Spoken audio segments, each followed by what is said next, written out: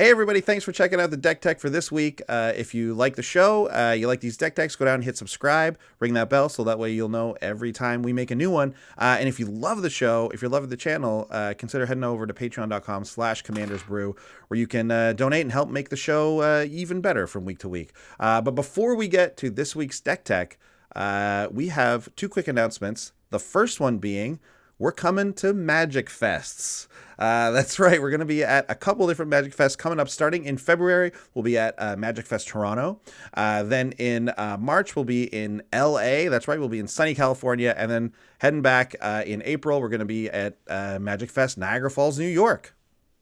Nice. And for those of you who are patrons, keep an eye out for Battle of the Brews. Once that is released, we will be having a shift for our patron reward system. We're going to shift away from the per episode to the monthly donation format. We're going to give you a lot more info of that when we have it. We'll email you via Patreon's email system, and we're going to announce it on places like this a lot. So you'll have plenty of notice when that comes up, but keep an eye out for that too. Yeah, you might want to adjust some of your donation numbers and things like that because it will be going monthly. Great. Well, without further ado, let's get into this week's deck tech. Sean, start us up. Ooh, Ravnica Allegiance gave us Nikya of the old ways, the Gruul commander, I guess. I mean, yes, commander. Domri Red can't be a commander. So 3 red-green for it's the 5/5 that doubles your mana, but says you can't cast non-creature spells. It's a fun restriction to brew around. We had a lot of fun using it, and that doubling of mana can lead to some pretty mean mana sinky type of abilities in here. So let's get started. Every deck's got to have ramp, but we can't have non-creature ramp and risk not being able to cast it. So how about Frontier Guide? Frontier Guide has an activated ability for 4 that lets us search up a basic and put it into play tapped. But with Nikya, that's sort of just like 2 lands. And in addition to Frontier Guide, we're also running Realm Seekers. It's a 6 mana that's going to come into the battlefield with however many cards your opponents have. So I'm going to guess, 20, 15, yeah, 17. Usually pretty fair. We can spend 3 to remove a counter to put a basic. Well, actually, it doesn't even have to be a basic. We can put any land from our deck into our hand. So if we have a ton of mana, we can search up a bunch of lands, including some lands that cycle, and just cycle them right away if we want just a little bit of sneaky card draw that way. Yeah, definitely. And speaking of card draw, we we're in this deck. We can only cast creatures, so we need some creature-based card draw. Couple of versions of that here include Beast Whisperer and Soul of the Harvest, which will be giving us a card every time we cast or a non-token creature enters the battlefield, respectively. Basically the same thing. Non-token creatures coming in or that we cast are going to draw us cards. And then once we have a bunch of creatures out, Regal Force is going to reload our hand based on the number of green creatures we have. And that 7 mana price tag is really not that big a deal in Nikya, considering we're doubling up our mana. Oh, yeah, for Ugly Kermit? Yeah, no problem. Yeah. It's not easy being green for this guy, definitely. Yeah. So now let's come to the part of the show where we're going to talk about some neat moves. Working on a Neat moves. So this deck, I'll tell you, does run some flying creatures, but sometimes green has a hard time with that. That's why we're running Silklash Spider. Silklash Spider on its own can block 1 pesky flyer, but if there's a ton of them on the opposing forces, we can just spend that amazing mana sink to just deal X damage to each creature with flying. So we don't want to do this when our flyers are out, but if we need to clear the board before we cast them, I'll do that. And with Nikya, we have room for both. I can clear the skies and then play my own flyer. This is an underrated green card. I really like seeing this one come into play. I've had this guy in some old decks before, and it does a lot of work. Yep. But if we have a couple of those flying creatures, we want to be attacking with them anyways. We don't want to be blocking with them. So that means that's another reason why Silklash Spider is so great, is that we have Flame Blast Dragon, which is a creature, a 5/5 flying dragon, which when it attacks, you pay X and a red to just hit any target. So we're going to be wanting to be turning our big dragon sideways and killing things with them, or just hitting straight to our opponent's face or to our opponent's planeswalkers, whatever we want.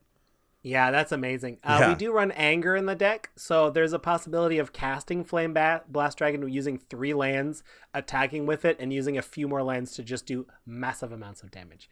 That's great. Huge. I want to talk about Moonveil Dragon. Moonveil Dragon It's an underrated one. I forgot about this card. This is the one, it's the mythic from it's from Dark Ascension. It's a 5/5 flyer for 6, and it's got fire breathing for everybody.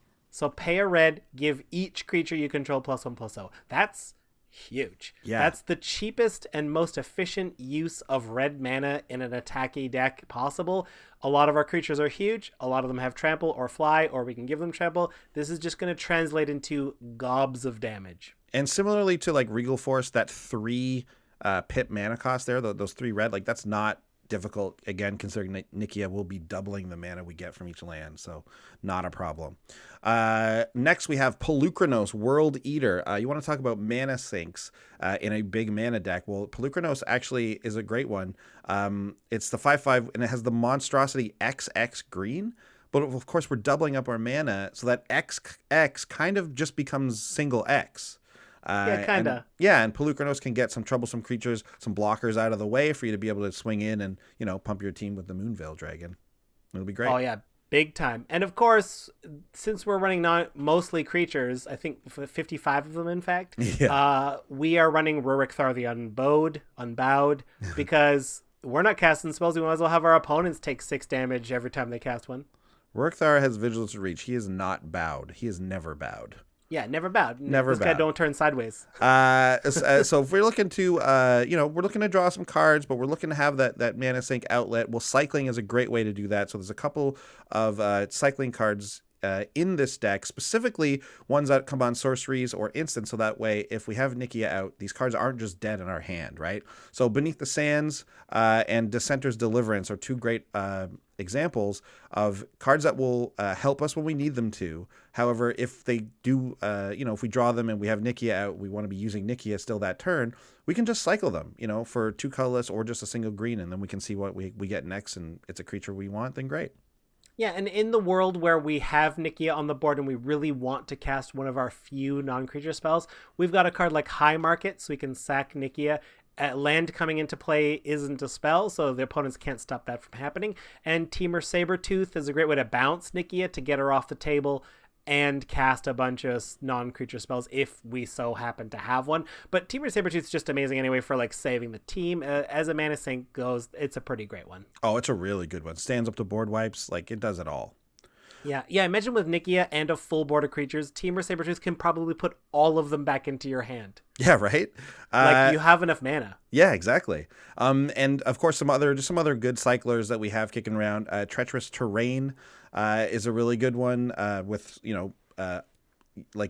usage beyond the cycling, because it's basic land cycling. Starstorm, of course, gives us a big X spell that we can hit a bunch of our creatures if we can cast it. Otherwise, if we're not in the position to do that, just cycle it for 3. And then Sean, this last one, I want you to explain.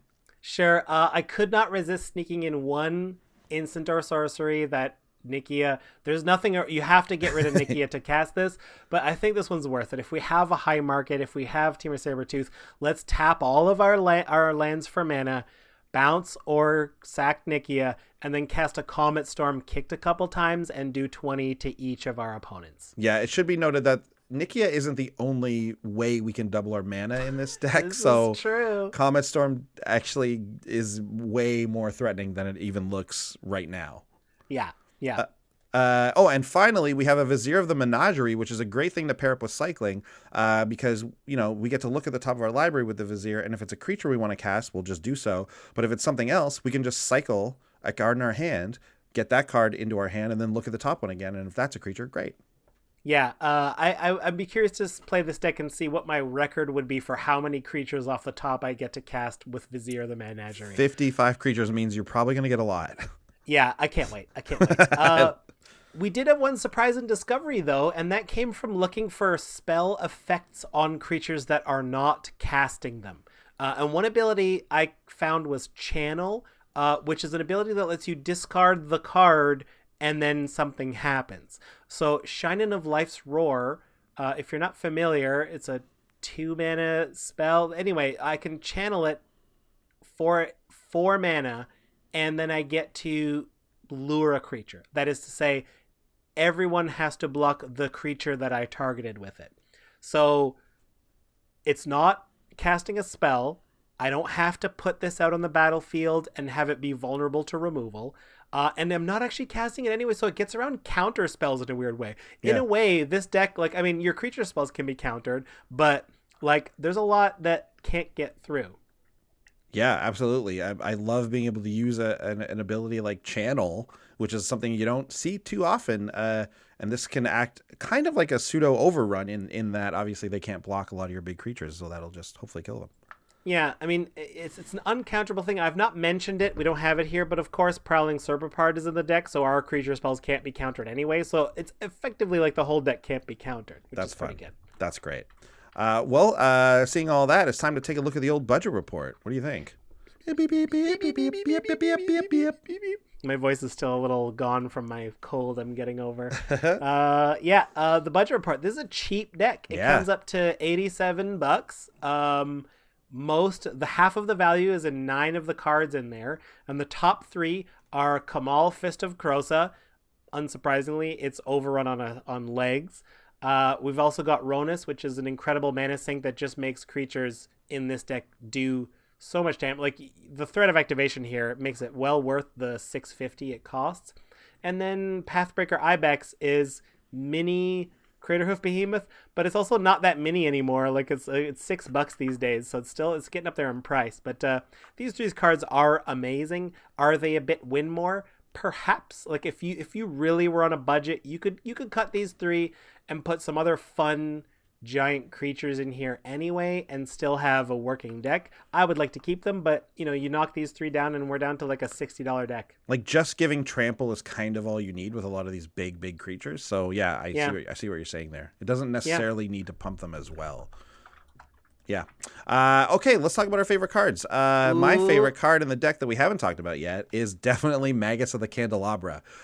It's one. I knew you'd pick this one. Yeah, it's the 1 green 1/2 that just says X and untap X target land. So you tap out with Nikya, put like 20 mana in your pool, and then you use 10 of that to untap those 10 lands, and then add another 20, so you get 30. So it's another mana that all those lands produce. So you're not just producing 2, you got 3.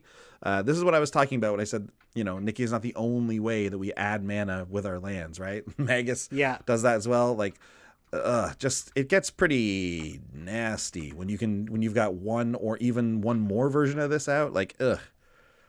Can I point something out too? Yeah. At the time of this recording, this is a Battle Bond card, and it's for like less than a gumball. Yeah. Like, it's a rare from Battle Bond for like 16 cents. We know that when commanders introduce new abilities, cards that synergize especially well tend to spike with it. True. Magus of the Candelabra was never expensive because it wasn't that great unless you're doubling mana, and that was always a tricky thing to do. But now that it's on a commander, I suspect we'll see a little spike in this card. So if you really want to brew this deck, I would get your Magus of the Candelabra sooner than later. Good call. Good point. My favorite card of the deck is Colossus of Akros. If you do the math on it, if Nikki is out, it only costs us 9 lands, which in Commander games, we get to 9 lands a lot, especially because we're green, we're ramping a bunch. So 9 lands to cast and Monstrosity 10 this thing and have a 20/20 Trampler with Indestructible is pretty good, especially if Anger's in our graveyard and we can attack with it right away. Yeah, that's the same turn. That's, if you need to do that in the same turn. Otherwise, you tap 4 lands to cast this, and then you tap 5 lands the next turn. So, like, that's not how this is supposed to work. This is supposed to take up your entire turn to cast it and then to monstrous it. But that's not the case in Nikya. We can cast this, do something else, probably even do another thing, cycle something, and then next turn monstrous it for 5 lands. It's just bonkers. Absolute bonkers. This is the budget player's version of like Blightsteel Colossus.